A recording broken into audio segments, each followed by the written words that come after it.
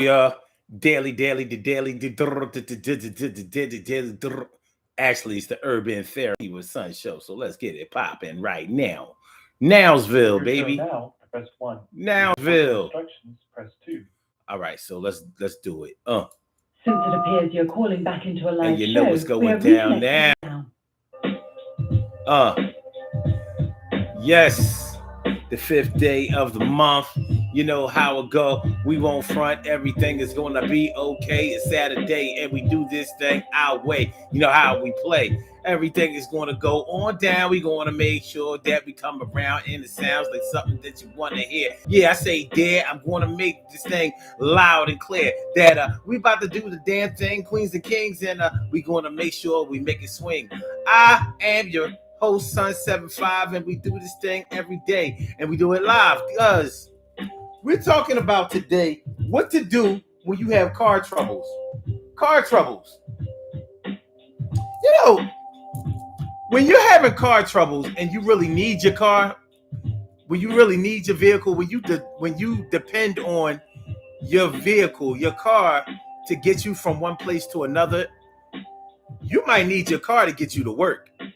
You might need your car to get you to school. You might need your car to take you to the laundromat, or take you to the store, or there are a whole lot of things that deal with your mode of transportation, which might be your ride. So when you're having problems with your car, and those problems can be very expensive, and it can really get under your skin, and it can really, really cause a lot of problems in your life. But we going to talk about it today. You know how it is, and you know how we get down. Hey, everything is going to be all right, and everything is going to be all right. Think it won't, and everything is going to be all right. Sit back and do your thing. We're going to make sure you take a rest. So that's how it's going down on the Urban Therapy with Sun show on this Saturday, November 5th. We are getting dangerously close to the holidays. You know, the holidays. Time to spend a lot of money. And when you think about the holidays, having car troubles around the holidays can really be a big inconvenience. Because if it's Christmas time and you're running around here trying to get presents for people, you might need your car to go to stores outside of your immediate area or whatever. If you want to go shopping out of state or out of town, out in the county, whatever, wherever you go, whenever you do it, and however it goes, you might need your car to get all the way out there. And sometimes getting a ride to places is an inconvenience for other people.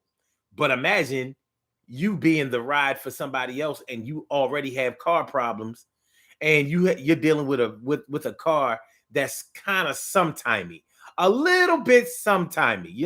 Sometimes it starts up, sometimes it don't. Sometimes it will go, and sometimes it won't. Sometimes it stalls, and sometimes it chills, and sometimes it go, and sometimes it's real. It's hard. It's hard dealing with car problems. So what do you do when you have car problems, bad car problems?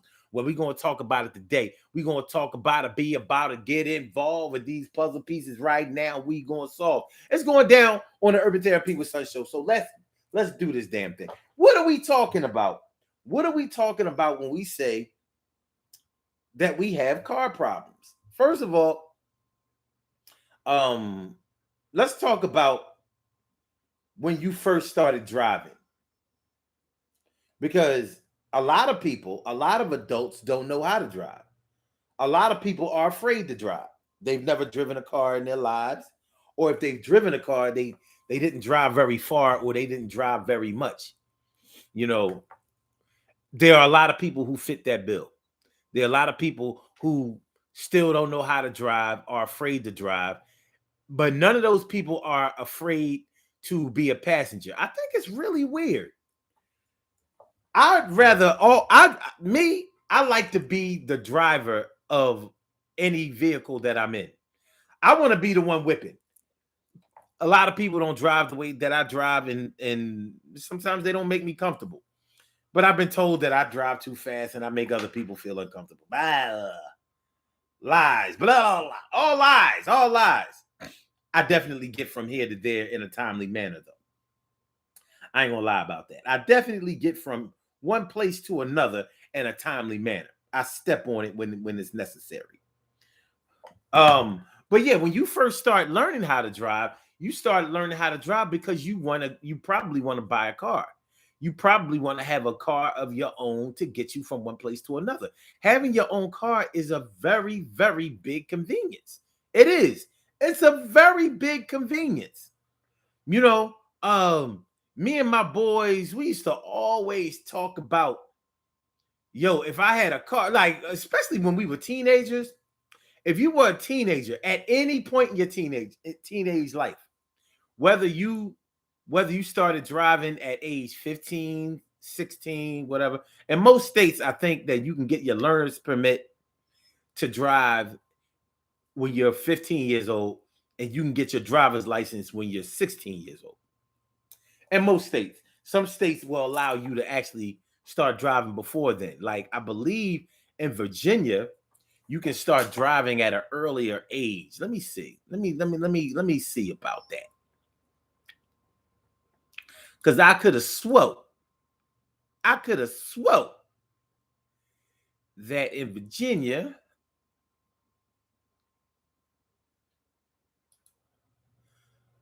I know I had a friend who went to my school. We was in the 8th grade and he was already driving. We was like, what the hell? He didn't have his own car, but he was driving already. Let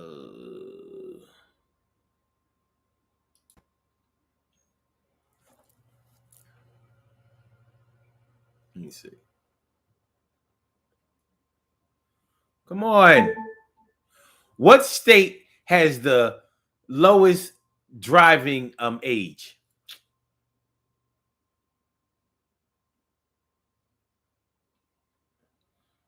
According to verywellfamily.com, a 2017 literature review found that graduated license programs have been instrumental in reducing car crashes among 16 and 17-year-olds. For in fact, it's been so successful that some states are considering adopting graduated license programs for 18 to 20-year-olds who are becoming first-time drivers. Oh God, give me a break. Just give me the damn age. I ain't ask you for all of that stuff. I asked you. So we're gonna see driving age by state.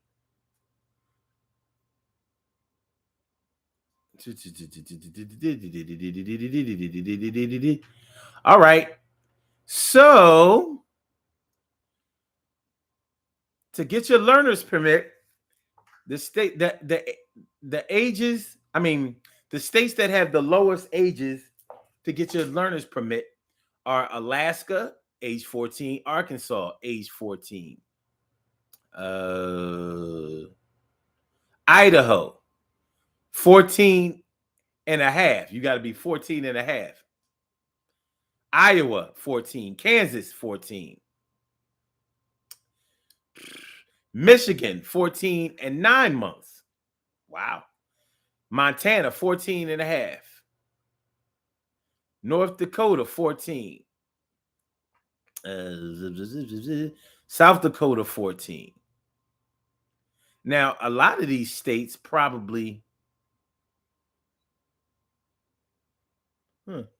that's interesting. Virginia is 15 and a half. Well, back then, he told us it was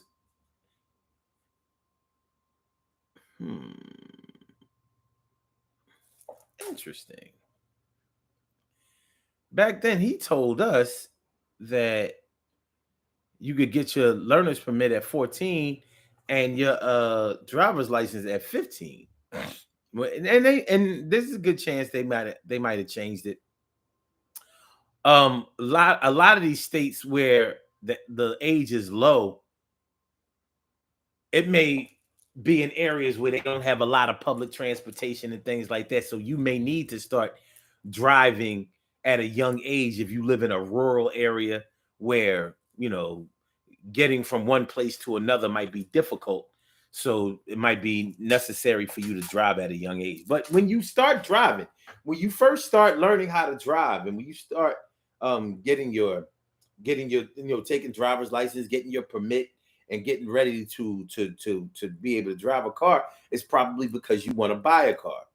And you probably want to get a car, buy a car, have a car because you have places that you want to go. You know, going out to dinner, going out to the movies, recreational things. Even going back and forth to school. If you go to a school that's far away from where you live and you commute, things like that, you're probably going to need a car. If you live in one of those big states out west that don't have a big public transportation system, or where the transportation system shuts down early. So if you work at night, for example, it's going to be hard for you to get home. You know, or may be too expensive for you to catch a cab or something like that. There are areas out there where they don't even have taxi cabs.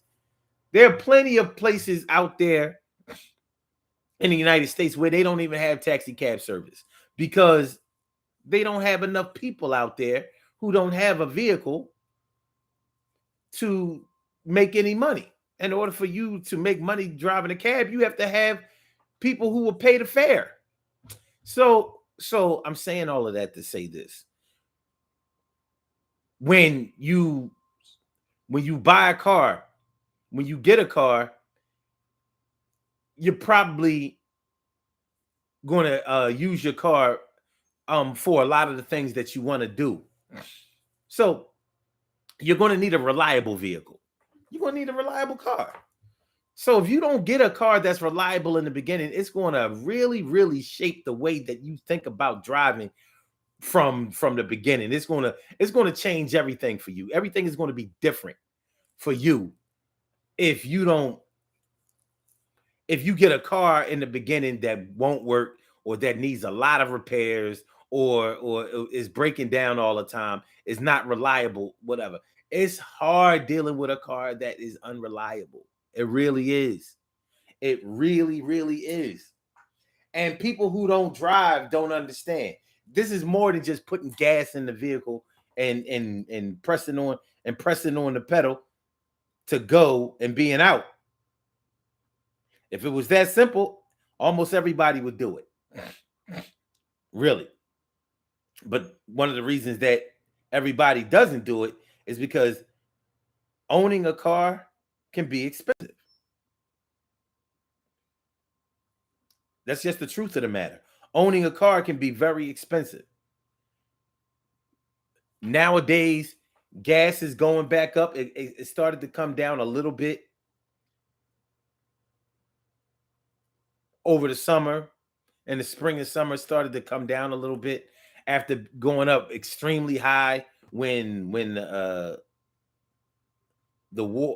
war overseas, between Ukraine and Russia started. The gas prices really went, they really shot up. So then the gas prices started to go down in the spring and the summer, and now they're going back up because OPEC doesn't care. I think it's very politically motivated for the prices of gas to go back up. But the bottom line is it's expensive to drive right now. And when the price of gas goes up, the price of traveling goes up too. The price of deliveries goes up too. Did y'all notice, besides Amazon, a lot of places, a lot of online shopping places, online shopping stores stop offering free shipping. Amazon changed the game.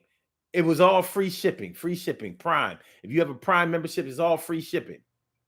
They made a lot of other places use free shipping. Even eBay, free shipping.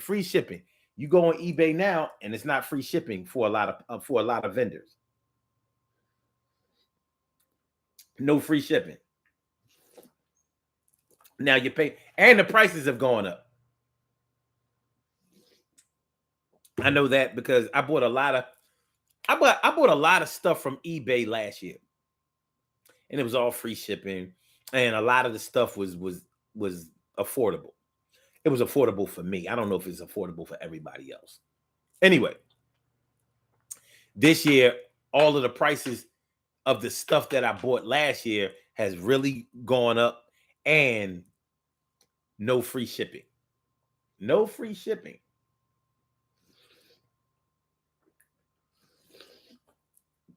No free shipping.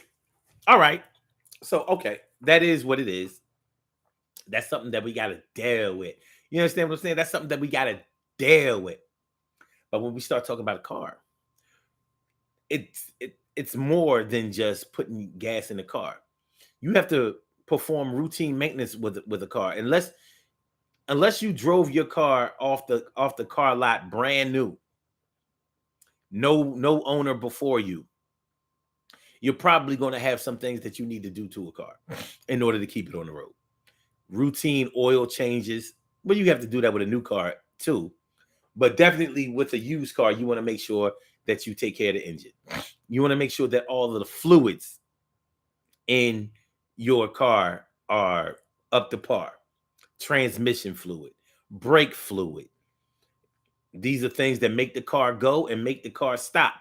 Very important things to consider. You do not want to drive a car. If you've ever driven a car that had faulty brakes, you know how scary that can be. You might not even be going all that fast. You could be going 20 miles an hour. And 20 miles an hour in a car is not very fast. But when you can't stop, it seems like you going 100. Dangerous. Very dangerous. Especially when you consider the impact of a car traveling at just 20 miles per hour. It's going to be dangerous, real dangerous. You know what I'm saying? So anyway, let's see. Brake fluid, transmission fluid, making sure you have oil in the car, oil in the engine, changing the filter. Those are regular things that you can do. Even windshield wiper fluid, radiator antifreeze, putting antifreeze in the radiator, making sure that your car isn't in the position to overheat. A leak in the radiator can make your car overheat, and that overheating would cause a bunch of smoke. If you keep driving it, you're going to ruin your engine. And even when you stop driving it, when you see your car overheating, you're stuck in the middle of the street. Now, if you've ever been in a car that broke down in the middle of the street, you know what embarrassment is. Some people might ask, why is that embarrassing? All right, I'm just going to tell you why it's embarrassing right after we go ahead and do this intro. Urban Therapy with Sun 752, and this is the Urban Therapy with Sun show. We do this every single Saturday from 1 p.m. till around 2:30-ish. And the reason that we say 2:30-ish is because sometimes it gets so heated that we just have to do a little OT on a Saturday. And it is Saturday. This is the show where adults come out and play with other adults. We laugh, we cry, we argue, fuss, and fight, go back and forth with each other, bust it up all crazy. We take an introspective look into our own personality to see the way that the universe projects us into this thing called the world and try to figure out this thing called life. I am your host, Sun 752, aka Omar with the and if you can't say Omar with the well, then you just say Omar with the R. This is the Urban Therapy with Sun show. And today on the Urban Therapy with Sun show, we are talking about what to do about car problems. What to do when you have car troubles. Sorry about that. What to do when you have car troubles. What do you do? All right. So yeah. Getting back to why it's so embarrassing when your car breaks down in the middle of the road. First of all, your car might have broken down. Let's say if you're having problems with your starter, or you have alternator problems, or you have problems with your battery. You might break down. Your car may not Your car may stall and may not start up again or run anymore at a stoplight or even a stop sign. And you may be in traffic, real traffic. People in front of you, people behind you, people on the side of you and on in opposite lanes of yours. And you have broken down. People behind you don't know what's going on with your car. They don't know. So people are honking behind you. Beep, beep, Come on, man, move the car. Go ahead. The light is green. They don't realize you can't go nowhere. You're not going nowhere.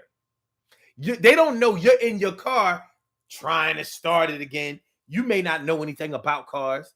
You all you know is that you stick the key in, press on the brake, and the car starts. Well, it ain't doing that. The car has broken down. You're stuck. You might get stuck on the expressway or on the highway. That can be really dangerous. It can be even as dangerous or more dangerous to get out of your car. Because if you're on the highway or the expressway, cars are coming. What if you're in the middle lane? Where are you going to go? It's dangerous for you to get out of the car. But you got traffic all backed up. They don't know what's going on with you. You need a tow truck. You need a tow truck, somebody to get you out of harm's way. Because God forbid somebody is driving and not paying attention and they slam into the back of you. So it's dangerous, very dangerous to be broken down on the side of the road, in the middle of the road, in the middle of the street, on the street. It's dangerous and it's embarrassing. You want your car to start. That's all you want. You had places to go. That's why you jumped in the car in the first place. You wasn't just going for a nice leisurely drive. You might have been going to the store.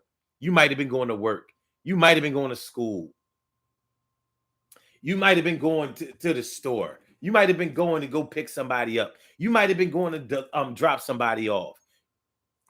There are a bunch of things that you probably were doing when you went and jumped in your car, and now you can't do any of them, and you're in a dangerous and embarrassing situation. Your car is smoking. Your car was about to overheat. Your car was overheating, and it's smoking. Everybody can see all of this white smoke coming from your car. You go and put your hood up. Now people know what's going on with you. Hopefully you put your blinkers on.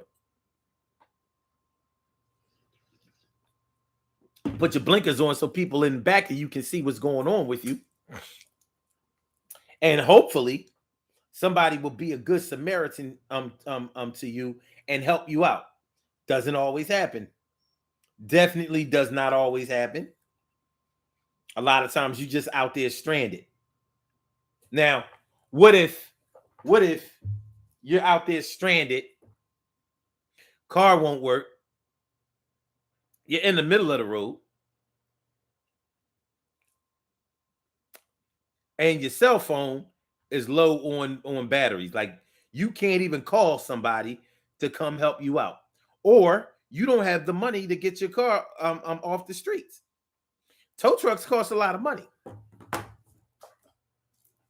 Tow trucks can run you anywhere from $75, and you need to pay it up front, all the way up to $200 or whatever position, especially financial position that you're in. Count on a tow truck driver to take advantage of that situation, because that's how they make money. One thing is for sure, they ain't just gonna move your car for free. Ain't gonna happen. It has happened. Maybe it has happened for some people, but it ain't a common occurrence. It's not a common occurrence. A lot of times, you left to fend for yourself. So if you don't have insurance that offers roadside assistance, or if you don't have AAA or Motor Club of America, whatever, you could just find yourself out there stuck and stranded. embarrassed and afraid. You worry like a mug. You worry like a mug. It's a dangerous situation. And it's an embarrassing situation. So what do you do when you have car troubles? Okay. All right. So this is what we're going to do. When you have car troubles and you're sitting on the side of the road,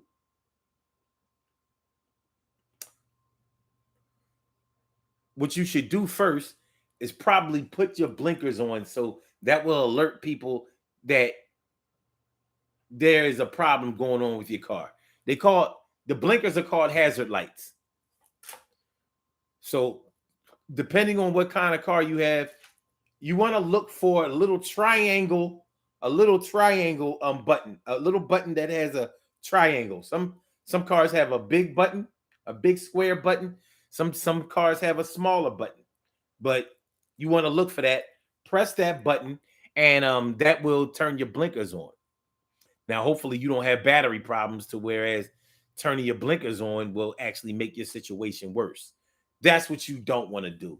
What's going on, Stacy White? Thanks for coming on through. Appreciate it. Yeah, that's what you don't want. You don't want a situation where you're draining your battery or making your situation worse. But you do want to make sure that people are alerted to the fact that you have a problem going on. Also, it can help if you have a white cloth, like a white sheet, a shirt, or something. You put that in the window. That lets people know that there's a problem with your car. Like if you're on the shoulder of the road, people know that will let people know that you're having car problems. Maybe they can call for a tow truck for you. Many times, if you're stranded on the highway, they have state highway services that will tow your vehicle off of the road and tow it to like a residential street or whatever, where you can be moved to safety and you won't obstruct traffic. So what we're gonna do is I just thought about something. Yo, so I just thought about something.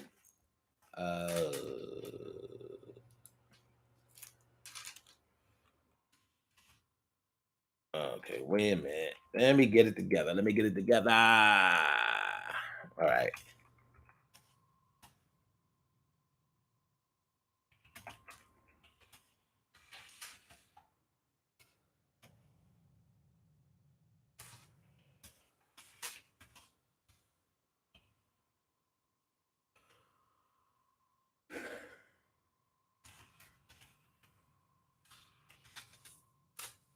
Let's see.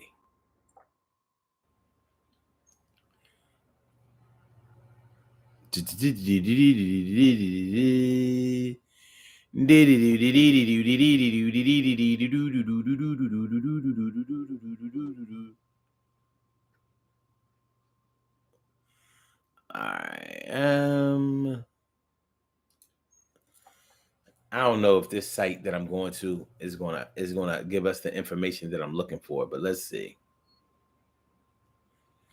Okay, if your car stalls while driving, safety first. When an engine stalls, the car's accessories also fail as they draw power from the engine. That means your power steering assist and power assist for your brakes fail. That's true. You'll still be able to steer your car if it was moving when the engine cut out, but it will be much more difficult for you to do so. If you were stopped or idling when the car died, you may not be able to budge the wheel. Your brakes will still work, but they'll be really hard to push down. On the bright side, though, your leg may get a good workout as you bring the car to a stop. Okay, blah blah blah blah blah blah blah. All right, I'm safe. I'm safely out of traffic now. Okay, wait a minute. Okay, if you're able to steer the car to the shoulder of another on the shoulder or another safe spot out of traffic flow. If you're stranded in the middle of the road and aren't able to coast over to the side, turn your hazard lights or emergency flashes on immediately. Remain in the car. An emergency kit for cars will come in very handy in such situations. If you are stopped in traffic, do not exit the car. Leave the seatbelt on and call roadside assistance if you have such coverage with a cell phone, or wait for a law enforcement professional to help you. Getting out of the vehicle while it's stopped in traffic is extremely dangerous. That's what I was saying. Okay, now it says, I'm safely out of traffic. Now what? What? Once you're safely out of traffic and can get out of the car without putting your own safety or that of anyone else around you at the time at risk, try to restart your car. If it does not happen to restart and you're very close to home, you may wish to just drive straight home. Then you can make an appointment with your shop and start troubleshooting in your very own driveway. If you're too far from home to risk another stall, drive to the nearest parking lot and leave the car there. All right. All right. All right. That basically gave me what I wanted to hear. I wanted to talk about safety. When if your car stops in the middle of the road, I wanted to talk about the things that you might need to do in order to make sure that at least you won't make your physical situation any worse, or that you let other people around you know what's going on with you. I've heard horror stories about people being in their car, even on the shoulder of the road, and having somebody slam into the back of them and all that kind of stuff. So you want to definitely watch out for that. But that's one of the reasons why you might be conflicted about whether to stay in the car or to get out of the car. You never know. So I would say use your better judgment, but definitely try to stay out of harm's way. What's going on, Mia Cunningham? Good to see me some you. Thanks for coming on through. All right, so we're talking about car troubles. Car troubles. Yeah. What to do when you have car troubles. Yeah. Like I said, being broken down in the middle of the road or on the highway, the expressway, or whatever is embarrassing and it's dangerous as hell. Embarrassing and dangerous. Your car not working is dangerous. I mean, it's embarrassing for more than just the fact that people are behind you, they beeping, they don't know what's going on with you, and they don't care. People are in their cars, they got to go to work, they got to go to school, they got to make appointments, they got to do whatever it is they got to do, and you are in the way, on the road, in the middle of the street, at the traffic light, or at a stop sign, and they beeping, they don't know what's going on. They drive around you, giving you the middle finger. They see that you, after they find out that you're stranded, some people will show a little sympathy, like, oh, okay. But they still mad because that's what people do when you hold them up in traffic. They get mad, real mad sometimes, you know what I'm saying? So anyway, all right. It's embarrassing. I don't care if your car is stalling on your block or in your driveway. One thing that always gets people's attention is when you got your hood up because they know your car ain't working. Neighbors get all nosy, like, oh, such and such, I see such and such is having problems with their car. Whether they're gonna do something about it or not, they paying attention, like, oh. They'll come out, ask questions. Hey, what's your car won't start? They can see you putting air in your tire. Car won't start. I got a flat.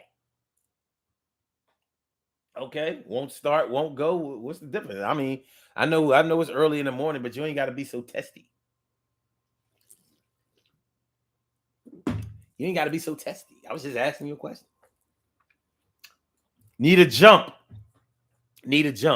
When your battery is low or your battery is dead, it doesn't have enough power to be able to to make the car start. You can't get a vroom going on, man. And you know how yesterday we talked about beating yourself up over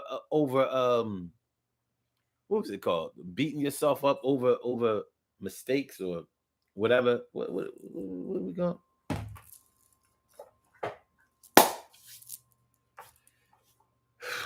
There is no greater feeling of inadequacy when you have drained your battery. You got to get up in the morning, go to work, and your car won't start. Why? Because you left your dome light on. You came home last night. It was dark. You was reading something while you were in your car before you went in the house, and you forgot to push the little button to make the dome light come on. You opened your door, and when you opened your door, all the lights in your car came on, and so you didn't pay attention. Either you locked the car door with your key, if you still have a car that locks with a key, or you chirped the alarm system, the keyless alarm system or whatever. Went in the house, and that little dome light that stayed on all night drained your battery. So you was already running late in the morning. You was already running late. You got up in the morning. You got up late. You was kept pushing the snooze button. You know how some of y'all do. Snooze, I need another 5 minutes. Snooze, I need another 5 minutes. Snooze, I need another 5 minutes. Snooze, I need another 5 minutes. Snooze.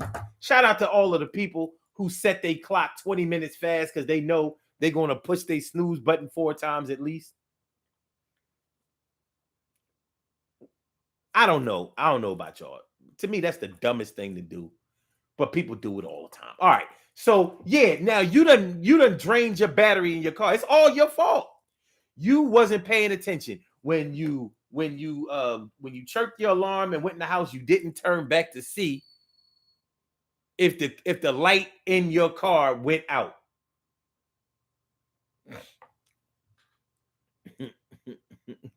Me, it's almost something. That's me till I can't snooze no more. Oh gosh, man.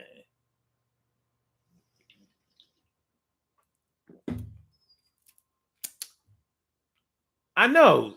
Okay, she says it's not like I get more restful sleep. It just makes me feel good. So what? Restful sleep is the goal. How you gonna get any good sleep when you keep getting interrupted every 5 minutes? Get your ass up.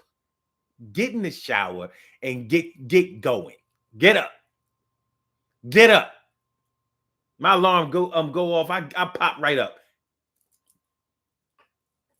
All right, everybody ain't gotta be like me. I don't care. They should be, but they ain't, and it's okay.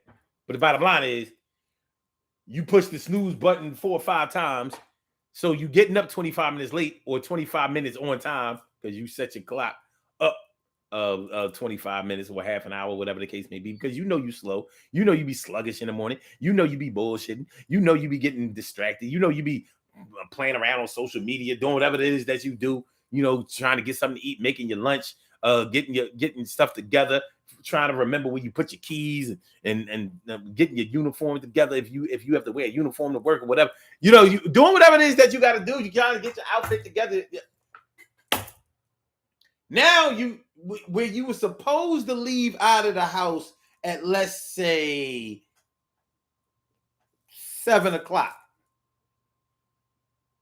and it takes you a half an hour to get to work,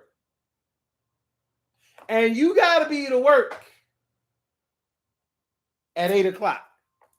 So you should have plenty of time to get to work, be able to cool out, stretch out. You're not coming right in and having to start working right away. You know, you can cool out a little bit, get your little coffee, your little breakfast sandwich, your little whatever it is that you do. Bust it up with your co-worker peoples, whatever.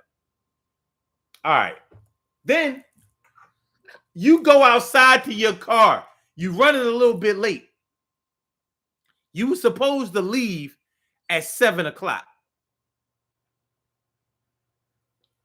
You ain't leave till 7:15, 7:20.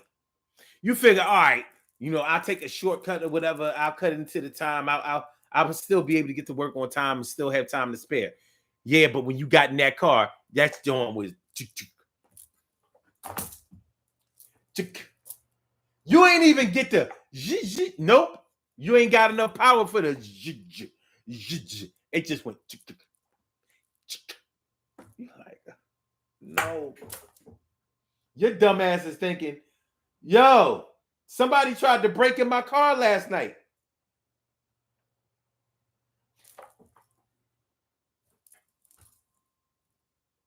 No, they didn't. Where did you deduce that somebody tried to break in your car? Well, somebody must have tried to break in my car because my car not starting. And wasn't nothing wrong with my car yesterday. When I got home last night, my car was running just fine. I was in the car, I was reading my mail, I was looking over some emails and whatever, and I remember I didn't get out the car because some an old Whitney Houston song was on, and I was jamming to it.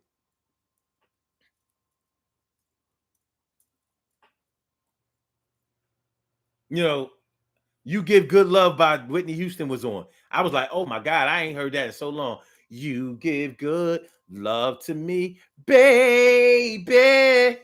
So good. Take this heart of mine into my hand. I mean, I was jamming to it. And I was reading my mail like, oh my God, I miss Whitney so bad.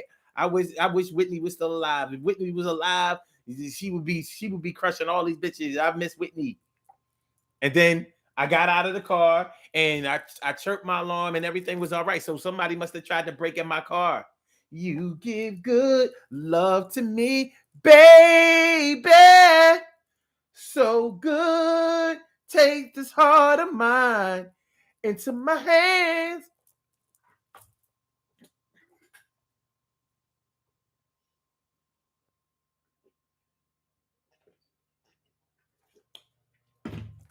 You know that part of that song. You know the best part of that song. The best song of You Give Good Love by Whitney Houston, Never, I can't stop looking around. It's not what this love's all about. My love is here to stay, baby, you give good love. You was all caught up in the Whitney Houston song, reading your mail, and you was like, oh my God. After this song, I ain't getting out of the car till this song go off. With your dome light on, reading your mail. Oh my God, I miss Whitney. Came up yesterday running late already, and your car won't stop.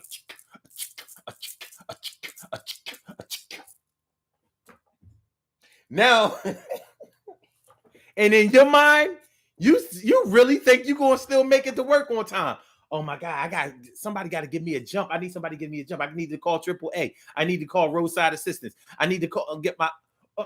Oh, you know what? My next door neighbor got jumper cables. My next door neighbor got jumper cables. My next door neighbor got jumper cables. My next door neighbor got My next door neighbor got jumper. My next next door neighbor got. Knock on the next door neighbor. Ding dong, ding dong. Listen. I know it's early in the morning, but listen, my car won't start, and I think it's my battery. I don't know what happened. My car was running real good last night when I came home. Everything was cool, but for some reason it won't start. I think I might need a jump. Don't you got cables? Don't you got cables? Don't you got cables? Don't you got cables? They done came to the door with their slippers on, they robe on. They wiping the coal out their eye. They ain't got to be to work for another couple of hours. They work the mid shift. They work second shift. They ain't got to be to work to somewhere between 1 o'clock and 3 o'clock. 1 o'clock and 4 o'clock in the afternoon. Here you are knocking on their door. Help! Help! Help! You got some cables? Now you should have your own jumper cables. You should have your own jumper cables, but you ain't have your own jumper cables. What you had is a need for a jump. That's all you got. You ain't got no, you don't have no jumper cables. You don't have no jump box. You don't have no tire pressure air machine, whatever to fill up your tire. You ain't got none of that. You've been talking about buying all that stuff. You ain't got none of it. You stranded. So now you got to wait for your neighbor to get dressed. First of all, he or she got to be willing. They got to get dressed. And not everybody wants you to jump their car because that can have an effect on your battery. And some people won't give you no jump. Like, no, I ain't got no cables. And you know damn well they got cables because you've seen them use it before. But they don't want to use they don't want to use their cables. They don't want to use their car to give you no jump. They did that for their people. They don't want to do that shit for you. But let's say they do it. They did it. Like, all right. So you got to wait for them to get dressed and come help you out. And you at their mercy. So they might not be moving all that fast. Meanwhile, you still got dreams of making it to work early. Now, what you should do is you should call ahead to your job and let them know, listen, I'm having some car troubles. I came outside and my car won't start. My neighbor's about to give me a jump and I'll keep y'all posted about what's going on. But I just want to give y'all a heads up and let y'all know what's going on with me in case I'm a little bit late. But even if I'm late, I'm not going to be real late. I might just be a little bit late. That's what you should do. Some people don't do that. They're like, nah. I ain't going to be late. I'm going to still make it. So your neighbor finally comes out like 10 minutes later. He got to move his car. Let's say, listen, anybody who's been through this, you going to understand this frustration. The battery in their car has to line up with the battery in your car. So their battery might be all the way on the driver's side, and your battery might be all the way on the passenger side. You like that? Or your battery is located somewhere strange in a strange part of the car. Some people have cars where the battery is in the trunk. Some people have, I have a car where the battery is under the driver's seat. Under the driver's seat. Like, what kind of weirdo? What? Y'all didn't have enough room in that big ass hood to put a battery? Like, no, we wanted to make it nice and inconvenient for you. So anyway, so let's say your battery is all the way on the driver's side. Their battery is all the way on the passenger side, or vice versa. So now you gotta. They might not have cables long enough to reach that. They don't have no long cables.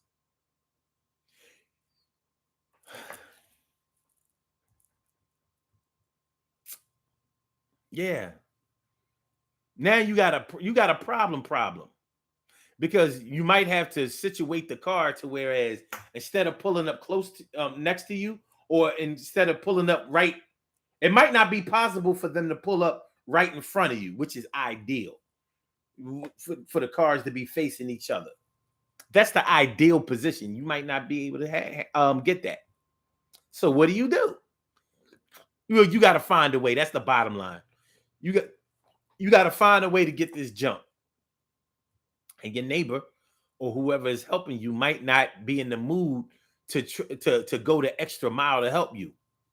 After all, you done woke them up, you interrupted their breakfast. They might have been doing it. We was in there getting busy.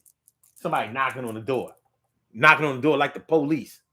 I thought I was about to get in trouble for screwing my wife. You know, she played too much.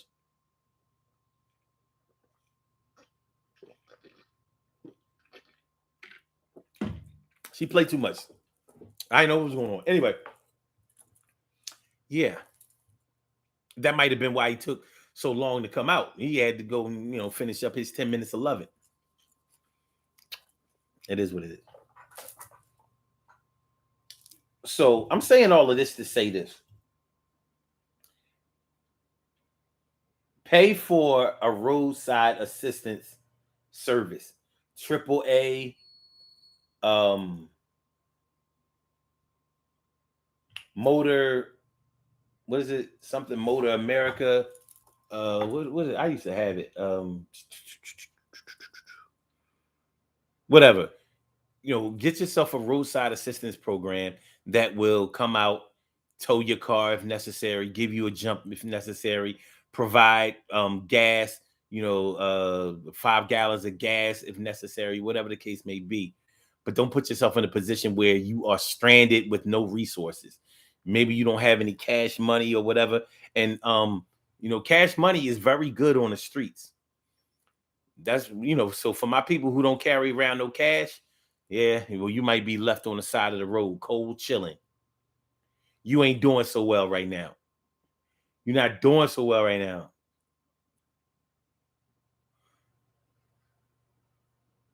Mia says, that's a salty ass feeling. I sat in my car listening to music, zoning out with the engine running. Oh my God. And killed my battery. Oh, you said without the. How many of us have done that? You feel like such a dickhead when you do it too. Like, you knew your battery wasn't all of that. You knew it. You knew it. You got these powerful, very melodic and acoustic sound systems in these cars. You be in there like, oh my God, the speakers in here they got a good stereo system in this car. This car is all that. I love my car. I love my car. Yeah. Meanwhile, you draining that battery. She said, I was salty. Thank God I was home and had cables. She said, most insurance policies will have roadside coverage. And AAA, best to have too. And me, I bet you was listening to You Give Good Love to Me, Baby. So no? Well, you could have been. You could have been. He says, had a flat tire, and thank God I had some money on me. Dude driving by changed my tire for me, but he definitely wanted some cash. I'm trying to tell you, on the street, you gotta have cash. Don't nobody care about your plastic, or they ain't trying to hear. Well, can you drive me to the? If you drive me to the ATM real quick, I can give you a couple of. No, you need cash. That's what people who don't carry cash don't seem to understand. With they bougie asses, like, well, I don't carry no cash on the streets. I don't care. I be like, okay. Well, I do. And you better not try to rob me, because don't nobody rob me. You gonna rob me, we got a problem. No, you ain't robbing nobody today. You ain't robbing nobody today. Not strong arm style. This thing will cut through a thick leather jacket. Zorro. We don't play them kind of games, son. We don't play them kind of games. They say don't bring a knife to a gunfight, but if a knife is all you have and you close enough, well, you cut that gun out of his hands. But that's not what we're talking about. We're talking about what to do when you have car troubles.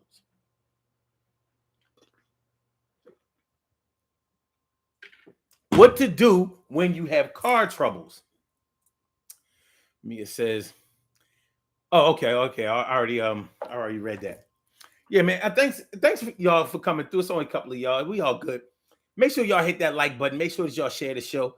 Make sure that y'all subscribe to the channel if you haven't subscribed to the channel yet. This is the Urban Therapy with Sun show. I'm your host, Sun752, and we are talking about what to do when you have car troubles on the Urban Therapy with Sun show. So yeah, you need a jump. My daddy, my late great father, used to always say, help somebody help you. So if you need a jump, don't make somebody have to think about whether they feel like helping you. Have your cables, have your hood up, your cables already connected, and be in front of your car with the cables like this. So somebody can just pull up, pop their trunk, you just connect yours, boom, and move on. Once you got to be out there asking people, yo, you got any cables? Yo, I need a jump. Y'all, I need a jump. Anybody got cable? Like, Dad, you ain't ready to have a jump. You don't have no cable. You're not ready. You're not ready, son. You ain't ready. You're not ready. You're not ready. You ain't ready to get no jump. You're ready to inconvenience somebody. And it's going to have an effect on whether you will get the help that you need out there on them streets today. It's going to have an effect. But that's going to be all on you. You're going to learn a lesson today. Today, you're going to learn. You're going to learn, son. And no, it ain't nobody else's fault except for yours. So we're not doing it. We're not going there. We're not going to pretend this is all your fault. You could have prevented all of that. And it's only a mistake. It's only a mistake that you made, but that mistake can be blown out of proportion by you not being prepared in any type of way. So when you have car troubles, try to be in a position for somebody to be able to help you. Try to be in a position for somebody to be able to help you. It will really, really go a long ways towards remedying your situation, in the immediate sense. Have your cables ready to connect. Because a lot of times people want a couple of dollars for giving you a jump, even though it's like an unwritten law. It's like a unwritten rule that you don't charge nobody for a jump because you're going to need a jump sometime in your life. Everybody who ever drove a car needs a jump. You're not going to go through life never having a battery that messes up on you. Somebody driving in your car going to leave that dome light on, or didn't close the door all the way and those lights were on, or you going to be out drinking one night and you forgot to turn your lights off, that kind of shit. Or, all right, this is not really a car trouble that I'm about to talk about, but it's something that happens often enough to the point where we can't talk about having a car without talking about this at some point. Locking your keys in the car.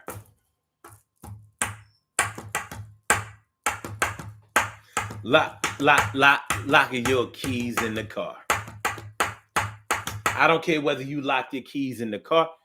If you've ever locked your keys in the car, a lot of times it happens in slow motion. You got out of your car, locked your car from the inside, pressed lock, got out of your car, and as you was closing the door, you realized that you left your keys in. And it was like the door was closing in slow motion, like, oh no. And you went to go pull that car door, and that thing was locked. It was locked. Yeah. You looking at your keys right there on the seat. Maybe on the passenger side, maybe on the driver's side. Because you might have been getting out of the car, you had stuff in your hands.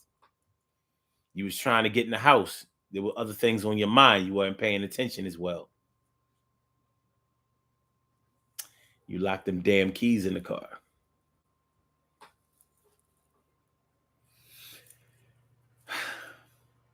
Now, I talked about how dumb you be feeling when your battery is dead. You don't have to tell nobody that it's your fault that the battery died. You don't have to tell nobody that. That can remain a private issue, because nobody's going to know that unless you tell them, or if they handle the situation without you and find out what happened. But when you lock your keys in the car, that's your fault. That's all your fault. Your fault. Nobody else. Nobody. I know you don't like me sticking my finger in your face. That's all your fault. You could have prevented this.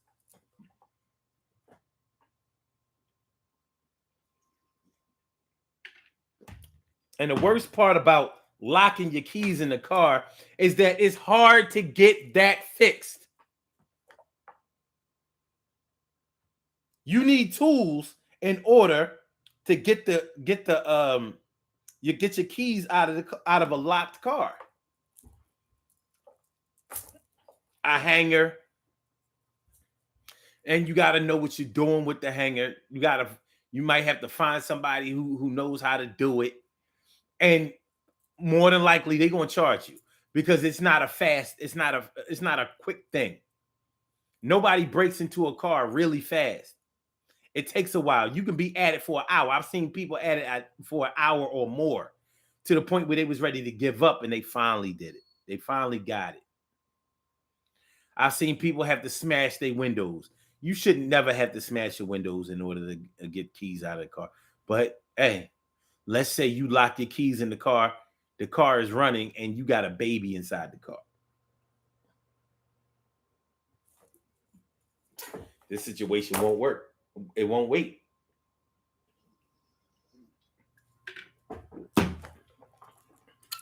Yeah. Lock your keys in the car. Boneheaded thing to do.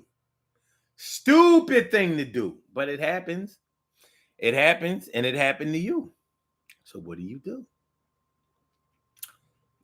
got to go get that neighbor. Got to call your brother. Got to go get your cousin. Got to go around the corner to get a crackhead.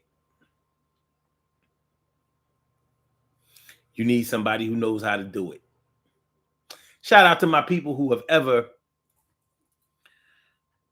opened a car door with a hanger. There's so many different ways that you have to do it. For some people, they have to bring the window down a little bit to get the hanger up in there, to try to hook the latch to open the door. And the way that they make a lot of car doors now, you're not going to be able to do it that way. Some cars, a lot of cars now just have the button, a little flat button. So you might have to use the hanger. You're going to need a long enough hanger to be able to stick the hanger in the window and reach all the way over to the passenger side or the driver's side to push the unlock button in the car.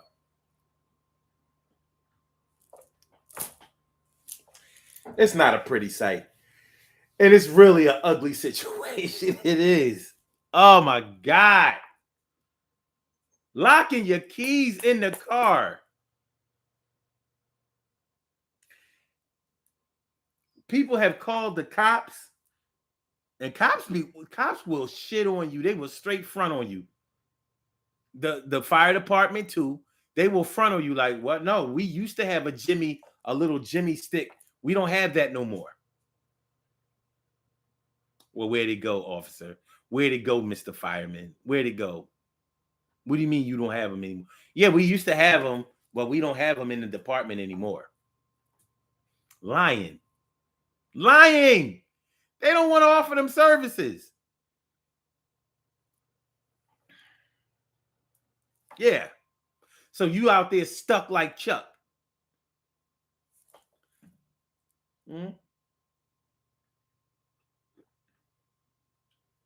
You out there stuck like Chuck and stalled like Paul.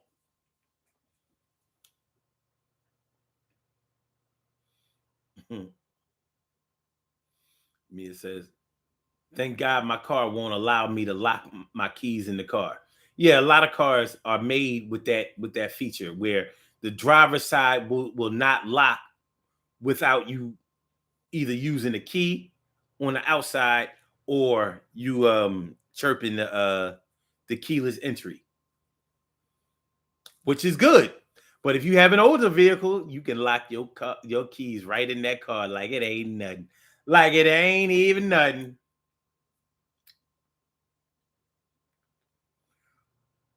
Mia says, are crackheads still around? Yeah. Lock your keys in the car and they'll pop up out of nowhere. It's like magic. And you will be happy to see them. Like, you know how to do it? Yeah, I know how to do it. Yeah, I know how to do it. I take care of it for you. I take care of it for you. Mm-hmm. It says now hangers nowadays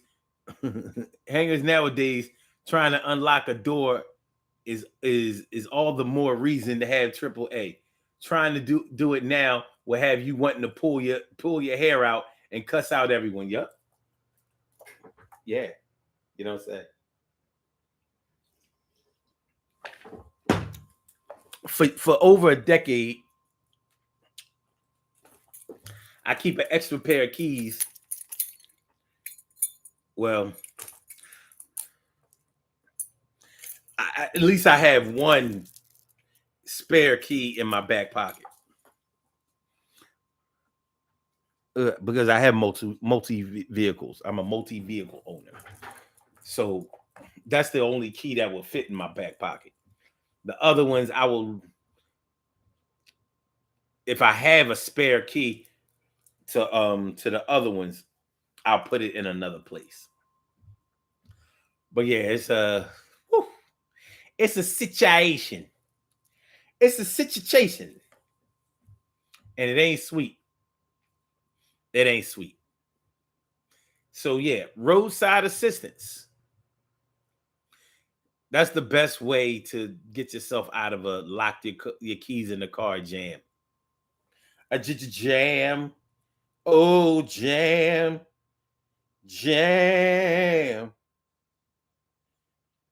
Teddy, jam for me now. Yeah, it's tough. These are the things that make life seem hard for you. And it ain't got to be all that hard. It ain't got to be all that hard.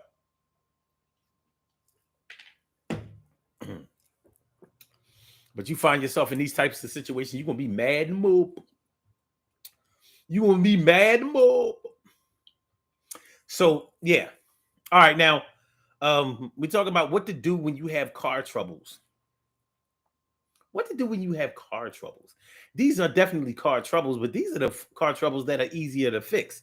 What happens when you have a problem with your vehicle that you can't fix? Like you're having transmission problems. Your car has been slipping for a while. The transmission has been slipping. Now, for people who drive, you know that when your transmission is slipping, it's like you're pressing on the gas and it's not shifting in the gear. So you'll be driving along, but you'll feel this like stall when you press on the gas. It'll be like, and if it catches on, then it'll shift in the gear and make the car go. But that lets you know that you have to either put some transmission fluid in the car. And speaking of transmission fluid, some cars do not come with an easy transmission fluid tank. You got to look all over the car. They got cars out here. They do not want you to find out. They do not want you to be able to put transmission fluid in your car. I'm convinced. And it's not even just American, not even just foreign cars. You have some American cars where you can't find the transmission fluid stick. And they also have cars where you can't change the transmission fluid. I have a Volkswagen where you cannot change the transmission fluid. And I'm like, well, how does that work? They said that the way that the car was engineered was that you should never need transmission fluid. It kind of generates its own, some old crazy stuff. But you can't do it. And even if you could do it, you would have to put the car on a lift and dismantle something or whatever. But yeah. So if the transmission ever goes bad on that car, then I got a problem. But when you have a problem with your transmission and you need to get it rebuilt or get a new transmission or an engine or something like that, and you don't have the money for it, it's tough. Because that's a major car repair expense. It's a major car repair expense. That ain't something where all right, on this check, I'm gonna just go ahead and get that fixed. Mm-mm. Getting a new engine in a car can cost anywhere from $1,000 for a used engine, all the way up until infinity. I swear, like infinity. You can get an engine in a car, and it can cost you as much as a brand new car. Yeah, I'm gonna go ahead and say it. As much as a brand new car, not a great car, not a great brand new car, but an economical brand new car. It's crazy. It's crazy. Transmission, you talking about $1,500 and up, depending on what kind of car you have. You might not have that kind of money. I don't know what anybody else's financial situation is. I know what mine is, and I know what I can afford and what I can't afford. And sometimes I've had car troubles to whereas I couldn't pay for them, and so I had to make a life decision. But one decision that was going to be easy to make was that I wasn't going to be driving for a while. How about that?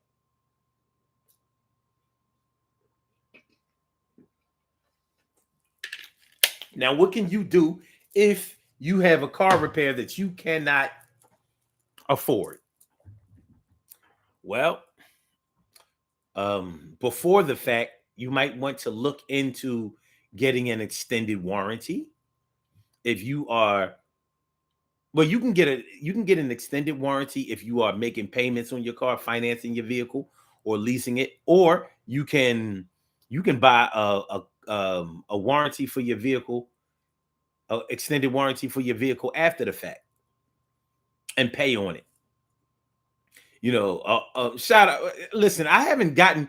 Remember, we used to always get these spam calls last year, the year before, about your car's extended warranty, is about to expire, whatever. They was calling people who didn't even have a car. Remember, I don't get those cars. I don't get those text messages or those calls anymore. I wonder why. What happened?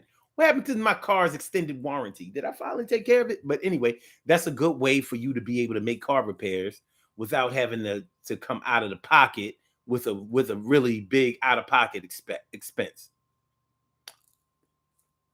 90 seconds. Other than that, you might have to save up some money until you can finally get the car fixed. But what you don't want to do is try to take the car to a shop and leave it there for a good while, because some places charge you storage fees. Talk to your mechanic. Talk to a reputable mechanic. Ask around. One thing about auto mechanic work, man, you can make a situation way worse than it ever started out with, because there's so many shysty, shady, thieving mechanics out here that will take advantage of you and take all your money and tell you that there are things wrong with your car that really aren't wrong with your car. And you don't want to get into that. You don't want to get into it. It's a bad situation.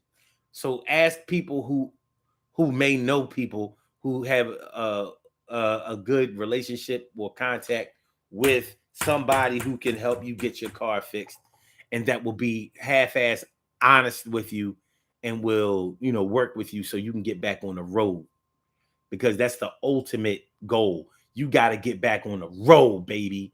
You got to get back on the road. Seconds. We have some birthday shout outs to do. Some people were born on this glorious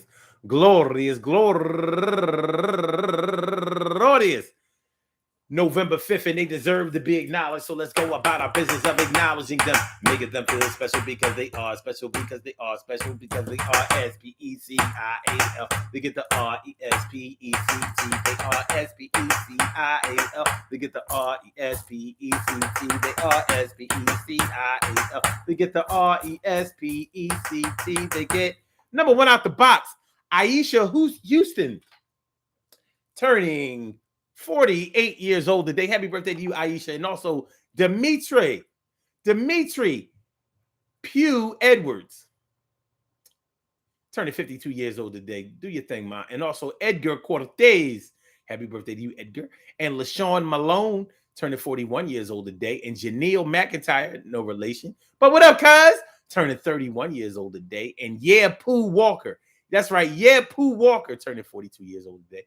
And Bree Bree turning 38 years old today. Excuse me. And Rosie Shepherd turning 49 years old today. And Nate North. Happy birthday to you, Nate North. And Ashanti Stone. Happy birthday to you, Ashanti. And Shy Douglas turning 54 years old today. Yay. And Nakia White Spots. Happy birthday to you. And my man Chris Badson. Happy birthday to you, Chris. And last but not least, my man Duran Smith. Duran Smith turning 60 years old today. I want to say happy birthday to all of y'all and anyone else out there who shares his birthday on this glorious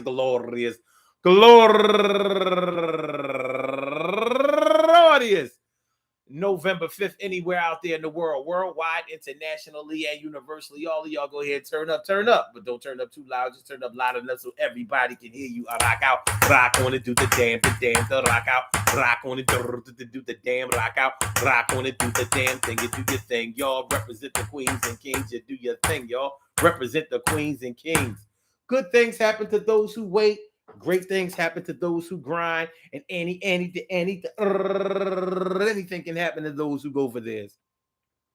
So go hard, go for yours, and remember, man, listen. I mean, check it out. I mean, peep game. Car troubles can be embarrassing. They can be frustrating. They can really get you down. But one thing that they will definitely do is keep you off of the road.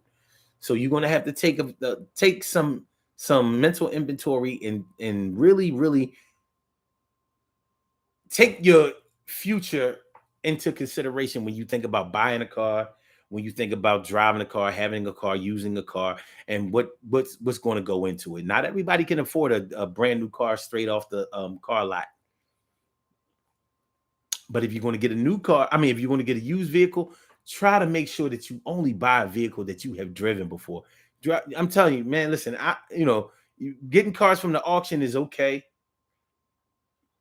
but I'm not gonna lie, I would caution against it. I would definitely caution against it, because when you drive a car when you buy a car that you haven't driven yet, you don't know if that car fits or suits you. And yeah, you can take a mechanic to the car auction with you, and he can tell you, oh yeah, the car sounds good, I think it's gonna be all right. And he may not be able to check out something that you need to know with that car. Like, for example, you might need axles and things like that. They're not going to let him get all the way up in the car. They'll pop the hood and let him look at the engine. That's it. All that other stuff that may be going on with the car may be things that you won't find out until you actually drive it. You know what I mean? And it could be an expensive repair.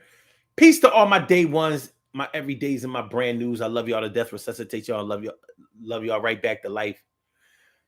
Watch out when it comes to this car stuff, man. I know it's frustrating. I know that it can be embarrassing. I know that it can really bring you down. It can really stress you out. I know. But look, when it's on, it's on. You be riding, you be chilling, you be listening, you be yeah, I love my car. I love my car. I love my vehicle. Yeah, I love my car. I love my vehicle. Yeah, I love my car. We'll see y'all tomorrow, 1 p.m. for another Urban Therapy with Sun show. We will be on tomorrow, 1 p.m. Eastern Standard Time, man. Thank y'all for coming through. I appreciate it. Appreciate it mucho. So let me get Blog Talk out of here. Yeah. Thank you for using Blog Talk Radio. Goodbye. Right. And for my YouTubers, you know just how we do, but thanks for coming on through. See you on the other side, my boobers. Peace, y'all.